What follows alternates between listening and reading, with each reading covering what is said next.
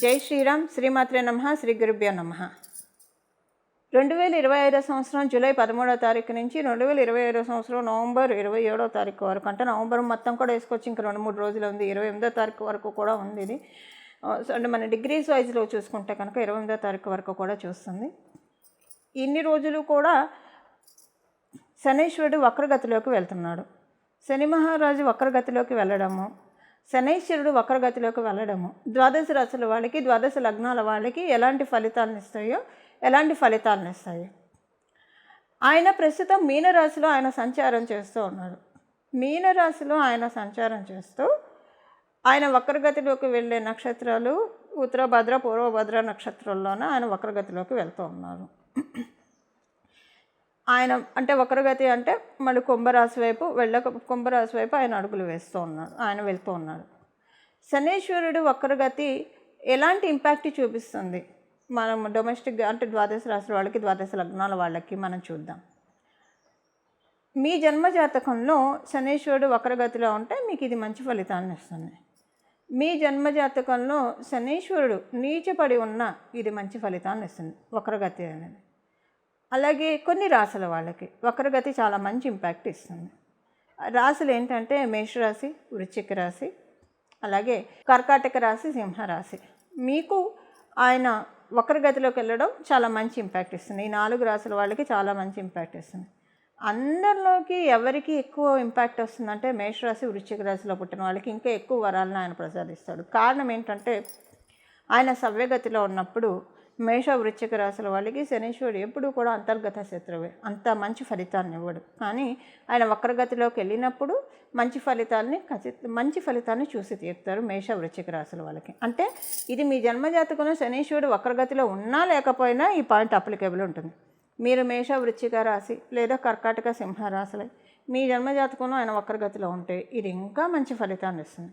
కర్కాటక, సింహరాశుల వాళ్ళకి అసలు కర్కాటక రాశి వాళ్ళకి మనం చూసుకుంటే శనీశ్వరుడు అంతర్గత శత్రువు, అంటే పైకి కనిపించని అంతర్గత శత్రువు విభేదం చంద్రుడితోటి ఉంటుంది. చంద్రుడికి అసలు ఎవరితోటి విభేదాలు ఉండవు, అన్ని ప్లానెట్స్ తోటి ఆయనకి శత్రుత్వం అయితే ఉండదు. మిత్రత్వం మాట పక్కన పెడితే శత్రుత్వం అయితే ఉండదు. కానీ అలాంటి చంద్రుడితోటి కూడా ఆయనకి అంతర్గత విభేదం ఉంటుంది. అందుకని కర్కాటక రాశి వాళ్ళకి ఆయన పూర్తి అనుకూలుడు కాదు. మళ్ళీ ఎక్సెప్షన్స్ ఉంటాయి వీటిలో, కండిషన్స్ అప్లై, ఎక్సెప్షన్స్ ఉంటాయి మళ్ళీ వీటిల్లో కూడా.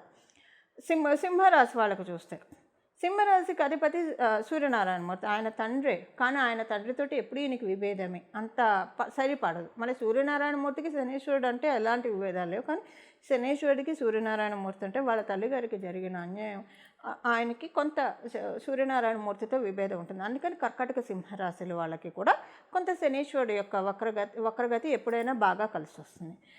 ఈ 4 రాశుల వాళ్ళకి బాగా కలిసి వస్తాయి. ఈ 4 రాశుల్లో కూడా టాప్ మోస్ట్ అంటే మేష, వృశ్చికనే, వీళ్ళిద్దరికీ బాగా కలిసి వస్తుంది శనీశ్వరుడు యొక్క వక్రగతి సంచారము. ఇప్పుడు శనీశ్వరుడు యొక్క వక్రగతి సంచారం మీ జన్మజాతకంలో కనుక శనీశ్వరుడు వక్రగతిలో ఉంటే మీరు ఈ రాశిలో పుట్టకపోయినా మీకు బాగుంటుంది. ఎందుకంటే ఎప్పుడు ఆయన వక్రంలో వచ్చినా మీకు మంచి ఫలితాలనే ఇస్తారు. మీరు ఏ రాశి, ఏ లగ్నమైనా ఇది మంచి ఫలితాలనే ఇస్తుంది. దాంతోపాటు శనీశ్వరుడు కనుక ఎవరికైనా నీచులో ఉంటాయి, అంటే మేషరాశిలో ఉంటాయి, అప్పుడు కూడా మీకు ఏ రాశుల్లో పుట్టినా మీకు ఇది కలిసి వస్తుంది, బాగుంటుంది. ఇప్పుడు ఏంటంటే శనీశ్వరుడు యొక్క వక్రగతి ఎలాంటి ఫలితాన్ని ఇస్తుంది ద్వాదశ రాశుల వాళ్ళకి, ద్వాదశ లగ్నాల వాళ్ళకి, దానికి సంబంధించిన పరిహారం ఏం చేసుకోవాలి, ఇవన్నీ మనం ఇప్పుడు చూద్దాం. మిథున రాశిలో పుట్టిన వాళ్ళకి మీకు దశమ స్థానంలో ఉండే ఆయన వక్రగతిలో ఉన్నారు. మీ మిథున రాశి, మిథున లగ్నంలో పుట్టిన వాళ్ళకి ఆయన వృత్తిపరంగా, ఉద్యోగపరంగా మీకు కొన్ని కరెక్షన్స్ ఇస్తున్నాడు. ఆయన కొన్ని కరెక్షన్స్ ఇచ్చి వీటన్నిటిని, అంటే ఇది ఇద్దరికి అప్లికేబుల్ ఉంటుందండి, ఉద్యోగస్తులకు, వ్యాపారస్తులకు ఇద్దరికి అప్లికేబిలిటీ ఉంటుంది. మీరు చేసుకుంటే వెళ్ళిపోతూ ఉన్నారు, ఒక్కోసారి గ్రోత్ వస్తుంది, ఒక్కోసారి రాదు. మిథున రాశి వాళ్ళకి ఎలా ఉంటుందంటే సహజంగా ఉత్తమ మిథున లగ్నంలో పుట్టిన వాళ్ళకి ఒక విషయం, అంటే మీరు ఒక ఉద్యోగమో వ్యాపారమో చేస్తూ ఉంటే అందులో మీకు ఇన్కమ్ వస్తే మీరు తృప్తి పడిపోతారు. ఇది సాగుతుంది కదా, ఇది ఇలానే సాగిద్దాం. కొత్తవి అడాప్ట్ చేసుకోవడానికి భయపడతారు. అంటే మీకు బుధబలం బాగా ఉంటే అడాప్ట్ చేసుకుంటారు. కొత్త వాటిని స్వీకరించడం ఎందుకు, ఇవే చేసుకుంటూ వెళ్ళిపోదాం, హాయిగా ఉంది కదా, వీటిలో బాగున్నాం కదా అని అనుకుంటూ ఉంటారు. వచ్చినప్పుడు వస్తుంది, మనకి ఇక్కడ రాసి పెట్టుంటే ఖచ్చితంగా మనం ప్రోగ్రెస్ చూస్తాము అన్న ఒక ఇదిలో మీ పనులు మీరు చేసుకుంటూ వెళ్తారు. కానీ ఇక్కడ రాసి పెట్టుంటే మన ప్రయత్నం కూడా మనం చేయాలి కదా, అడగంది అమ్మైనా పెట్టదు. ఇప్పుడు మన ప్రయత్నం మనం చేసే విధంగా శనీశ్వరుడు మిమ్మల్ని ప్రేరేపిస్తున్నాడు. మీరు ఉద్యోగస్తులు అయితే స్టాగ్నెట్గా ఒకటే చోట ఉంటే మీరు ఇలా కాదు, కొంచెం మిమ్మల్ని అప్గ్రేడ్ చేసుకోండి, వేరే చోటకి ప్రయత్నించండి, ఈ స్కిల్స్ మీలో పెంచుకోండి, దీనివల్ల మీకు వేరే చోట మంచి ఉద్యోగం ఆపర్చునిటీ ఉంది, అన్నీ పెరుగుతాయి, మీ సిటీసీ పెరుగుతుంది, ప్రతి ఒక్కటి పెరుగుతుందని ఆయన చెప్తున్నాడు. ఇది ఒకటి ఉద్యోగస్తులకి. అలా మీరు అసలు ఉద్యోగాలు మామూలుగా మారేవాళ్ళు మరి ఒకటే ఉద్యోగంలో ఈ మధ్య మీరు ఉద్యోగం మారితే ఇక్కడ మీరు ఏం చేస్తే మీకు అప్గ్రేడ్ అవుతారో మీకు చెప్తున్నాడు. అంటే ఇవన్నీ ఆటోమేటిక్గా అవే వస్తాయి, మీరు అంటే ఆటోమేటిక్గా మీకు ఆఫర్స్ అవి వచ్చి జరుగుతాయి. అదొకటి ఆయన చేస్తున్నాడు. అయితే ఉద్యోగస్తులకి ఏంటంటే ఇక్కడ మీకు మంచి మార్పు మీరున్న ఉద్యోగంలో అయినా ఆయన ఇస్తాడు, లేదా కొత్త ఉద్యోగానికైనా మిమ్మల్ని ట్రాన్స్ఫర్ చేయిస్తాడు, రెండిట్లో ఏదో ఒకటి చేస్తాడు. సో మీరున్న చోట మీరు అప్గ్రేడ్ అవ్వడానికి ఏం చేయాలో ఆ స్టెప్స్ అన్నా తీసుకునే విధంగా మిమ్మల్ని ప్రేరేపిస్తాడు. వ్యాపారస్తులకి అంటే ఒకటే మోసలో కాకుండా ఇంకా కొత్త ప్లాన్స్ వేసే విధంగా బీజాన్ని నాటుతూ ఉన్నాడు. ఇలా చేస్తే బాగుంటుందేమో, మన వ్యాపారం ఇంకా బాగా పెరుగుతుందేమో, ఈ వేలో వెళ్తే బాగుంటుందేమో, ఇలా కొత్త నిర్ణయాలు తీసుకుంటారు. మీ చుట్టూ ఉన్న వాళ్ళు ఆశ్చర్యపోతారు, మీరేనా ఈ నిర్ణయాలు తీసుకుంది అని చెప్పి. అలాంటి నిర్ణయాలు మీ చేత చేసే విధంగా ఆయన కరుణిస్తూ ఉన్నాడు. ఎందుకంటే శనీశ్వరుడు అన్నీ మీ తరఫున రాసి పెడుతూ ఉన్నాడు, ఏమేం చేయాలి ప్రణాళికలు. సో మళ్ళీ ఆయన వక్రగతిలోకి వచ్చాక మీకు మంచి ఫలితాన్ని వక్రగతి అయ్యాక మంచి ఫలితాలను ఇవ్వడానికి. దాంతోపాటు కుటుంబంలో ఏంటంటే కుటుంబంలో ఇప్పుడు మీరు కుటుంబానికి ఎక్కువ టైం కేటాయించరు, మొదటి విషయం. రెండో విషయం ఏంటంటే కుటుంబంలో వాళ్ళు కుటుంబంలో వాళ్ళకి మీకు అంతర్గతంగా కొంచెము కలహాలు వస్తాయి. ఇంకొక విషయం ఏంటంటే కుటుంబంలోని వాళ్ళకి మీకు కొంత ఎలా ఉంటుందంటే మీరు తీసుకునే నిర్ణయాలు ఇప్పుడు ఇన్నాళ్ళు మీరు ఇది చేయట్లేదు అది చేయట్లేదు వృత్తిపరంగా వ్యాపారపరంగా అని అన్నవాళ్ళు ప్రోత్సహించిన వాళ్ళు చేయమని, ఇప్పుడు ఏంటంటే ఇది వద్దేమో ఇది ఆగిపోదాం అని వెనక్కి లాగుతూ ఉంటారు. మీరు అక్కడ వాళ్ళ మాట పట్టించుకోరు. ఎందుకు వస్తుంది మనస్పర్ధలు అంటే దీనికే వస్తుంది. విద్యార్థినులకి ఎలాంటి ఇంపాక్ట్ లేదు, అంతా నార్మల్గా ఉంటుంది. వివాహ ప్రయత్నాలు మీరు చేయాలని అనుకుంటే మీ కుండలి సపోర్ట్ చేస్తేనే మీ జన్మజాతకంలో వివాహ కళ్యాణ గడియలు ఉంటేనే అవుతుంది. గోచారంలో శనీశ్వరుడు ఎలాంటి పాజిబిలిటీని మీకు ఇవ్వట్లేదు. ఈ విషయం మీరు ఒకసారి మీ దగ్గర ఉన్న జ్యోతిష పండితుని సంప్రదించితే వాళ్ళు మీకు తెలియజెప్తారు. ఇవి మిథున రాశి మిథున లగ్నంలో పుట్టిన వాళ్ళకి శనీశ్వరుడు వక్రగతి ఫలితాలు. ఇప్పుడు ఏం పరిహారం చేసుకోవడం వల్ల శనీశ్వరుడు వక్రగతి సంచారము ఇంకా మంచి ఫలితాన్ని ఇస్తుంది అంటే ఇబ్బందులు పెట్టకుండా ఉంటుంది, ఇబ్బందులు కలిగించే వాళ్ళకి, అలాగే సత్ఫలితాన్ని ఇచ్చే వాళ్ళకి ఇంకా మనం పెంపొందించుకోవడానికి ఏ రకమైన రెమెడీ చేసుకోవాలి ఇప్పుడు మనం చూద్దాం. మొదట ప్రాక్టికల్ రెమెడీ ఒకటి చెప్తాను. మీరు కనుక కొంతమందికి చాలామందికి అలవాటు ఏముంటుందంటే చెప్పులు బోళ్ళని కొని పెడుతూనే ఉంటారు, ఏవి వాడరు. 10 జతలు 20 జతలు 30 జతలు అలా ఉంటూనే ఉంటాయి. వాళ్ళు అంటే ఒక మినీ షాపు వీళ్ళ ఇంట్లో ఉందా అని అనిపిస్తుంది. అన్నీ ఉంటే వాటిల్లో మీరు వేసుకొని ఏమన్నా ఉంటే తీసి ఎవరికైనా ఇచ్చేసేసేయండి. చెప్పులను అలా బోల్డ్ అని పెట్టుకోవడం వల్ల మీకు తెలియకుండానే మీరు ఏం చేస్తున్నారంటే నెగిటివ్ ఎనర్జీస్ని మీరు అన్ఫ్రీజ్ చేస్తున్నారు, పాజిటివ్ ఎనర్జీస్ని మీరు ఫ్రీజ్ చేస్తున్నారు. ఇలా పెట్టుకునే కోవలో మీరు ఉంటే దయచేసి తీసేసేయండి. ఎన్ని తీయగలిగితే అన్ని తీయండి, కొన్ని ఉంచుకోండి, మీకు కావాల్సినవి తీసేసేయండి. దరిద్రం పోగొట్టేసుకోండి. మీరు దరిద్రం అంటే డబ్బులనే కాదండి, కొంతమందికి దరిద్రం అంటే డబ్బులు, కొంతమందికి దరిద్రం అంటే ఆరోగ్యం లేకపోవడం, ఒక అనారోగ్యం ఒక దరిద్రం, అలాగే మానసిక ప్రశాంతత లేకపోవడం ఒక దరిద్రం, పిల్లలు చెప్పిన మాట వినకపోవడం, ఇలా రకరకాలుగా ఉంటుంది. అవన్నీ మీరు చక్కగా వాష్ ఆఫ్ చేసుకోండి, మీ చేతులను కడిగేసేసేయండి, నన్ను పెట్టుకోకండి. ఇప్పుడు ఎందుకంటే మీనరాశిలో అంటే మీనరాశి మన పాదాలను సూచిస్తుంది, పాదరక్షణని సూచిస్తుంది. అక్కడ శనీశ్వరుడు వక్రగతిలోకి వెళ్తూ మనందరికీ ఒక అవకాశాన్ని ఇస్తున్నాడు. పిల్లలు మీరు కొన్ని విషయాలు కరెక్ట్ చేసుకోండి. కరెక్ట్ చేసుకుంటే మళ్ళీ ఆయన సవ్యగతిలోకి వచ్చినప్పుడు మనకి మీరు ఎన్నినాటి శనిలో ఉన్న, అష్టమ శనిలో ఉన్న, అర్ధాష్టమ శనిలో ఉన్న, లేదంటే కంటక శనిలో ఉన్న, శనీశ్వరుడు మీకు అనుకూలం అయినా కాకపోయినా శనీశ్వరుడు మహాదశలో ఉన్న మంచి ఫలితాన్ని నేను మీకు ఇస్తానని ఒక అవకాశాన్ని మనకు అందరికీ అందిస్తున్నాం. అందువల్ల తీసేసేయండి. మాకు అసలు అన్ని చెప్పులు లేవండి, అన్ని చెప్పుల జతలు లేవు, 1-2 ఉన్నాయంటే ఉంచుకోవచ్చు. అయితే ఆ రెండిట్లో కొంతమందికి ఏం అలవాటు అంటే అసలు చెప్పులు మార్చరు, 5-6 సంవత్సరాలైనా ఒకటే చెప్పుల్ని కంటిన్యూ అవుతూ ఉంటారు. ఈ కోవలో మీరు చెందితే ఇప్పుడు మీరు మార్చుకోండి. దయచేసి వాటిని అవతల అంటే మీ దగ్గర కండిషన్స్ మీరు తీయగలిగి కొనుక్కోగలిగితే కొత్త చెప్పులను కొనుక్కోండి. ఎందుకంటే అలాగా ఒకటే చెప్పులు పాదరక్షణ మీరు కంటిన్యూ చేస్తూ ఉంటే ఎనర్జీస్ అన్నీ కూడా మిస్బ్యాలెన్స్ అవుతాయి. నెగిటివ్ ఎనర్జీస్ దాడి చేస్తూ ఉంటాయి. ఇప్పుడు రైట్ టైం మీరు చెప్పులు మార్చుకోండి. అంటే మీకు ఎంతవరకు మీరు ఎఫర్ట్ చేయగలుగుతారో అంత పెట్టి కొత్తవి కొనుక్కోవడానికి ప్రయత్నించండి. ఓ పడేసేసేయండి. లేదు మీరు అది మేము చేయలేమో అని మీరు అనుకుంటే కనీసం గుడి చుట్టూ వెళ్ళి ప్రదక్షిణాలు చేయండి. రోజు ఓ 11 ప్రదక్షిణాలు ఏదైనా గుడి చుట్టూ వెళ్ళి ఈ శనీశ్వరుడు వక్రగతిలో ఉన్నప్పుడు మీరు చేయండి. అంటే చెప్పులు కొనుక్కునే స్తోమత లేదు అంటే అలా ఎవరు ఉండరు. ఒకవేళ అలా ఉన్న కోవలో మీరుంటే చెప్పులు ఉంచుకోండి. మీరు దానికి ప్రతిగా ఇలాగ 11 ప్రదక్షిణాలు 21 ప్రదక్షిణాలు రోజు మీ ఇంటి దగ్గర ఉన్న గుడికి వెళ్ళి చేసిరండి. అది ఏ గుడి అయినా పర్వాలేదు. ఇది అంటే అంటే ఎప్పటి నుంచి జూలై 13 నుంచి నవంబర్ 27 వరకు చేయాలి. లేదు చెప్పులు కొత్త జతలు కొనుక్కుంటా అంటే కొనుక్కోవచ్చు. ఇది చెప్పుల విషయంలో ప్రాక్టికల్ రెమెడీ. ఇది ఆచరించాల్సిన రెమెడీ.